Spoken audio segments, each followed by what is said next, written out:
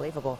Well, we continue now with Hurricane Michael this morning. New development with what is really a dangerous storm. Yeah, all of this coming this morning is expected to make landfall today. We've got Matt McCutcheon joining us live in studio to share what people have been doing ahead of this hurricane. Morning, Matt. Scott and Julia, good morning to you. Just about 3 hours ago, Hurricane Michael really became worse than expected. And in fact, just about the past 10 minutes, it did yet again. We hear a lot about the hurricane category, so here's what it boils down to. There are only 5 of them, and the higher the number, the worse they are.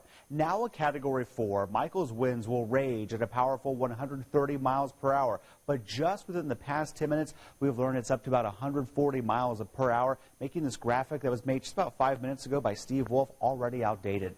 Now, along with that, up to 12 inches of rain is possible with an up to 12 feet storm surge.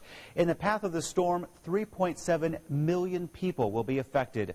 35 counties in Florida, all of Alabama, all under a state of emergency this morning. Supplies like bread and water are running dangerously low, along with gas, while people packed up and headed out or hunkered down.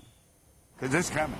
I mean, there's nothing you can do to stop it. You just prepare the best you can. I was a lot more anxious than I was last night, just watching and seeing that it's grown. Now, there is a fear that too many people chose to stay or simply couldn't afford to leave, which could require hundreds to thousands of rescues. The storm could make landfall in Panama City late this morning to early this afternoon. There is a unique story about a town in its path that made historic changes to fight back against hurricanes.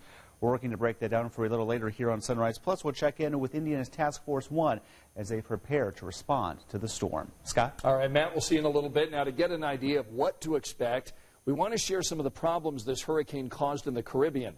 In Cuba, for instance, the hurricane dropped more than 10 inches of rain. That flooded fields, damaged roads, and knocked out power. Around 400 people in Cuba had to be rescued. Disaster agencies in El Salvador, Honduras, and Nicaragua reported 13 deaths from this storm.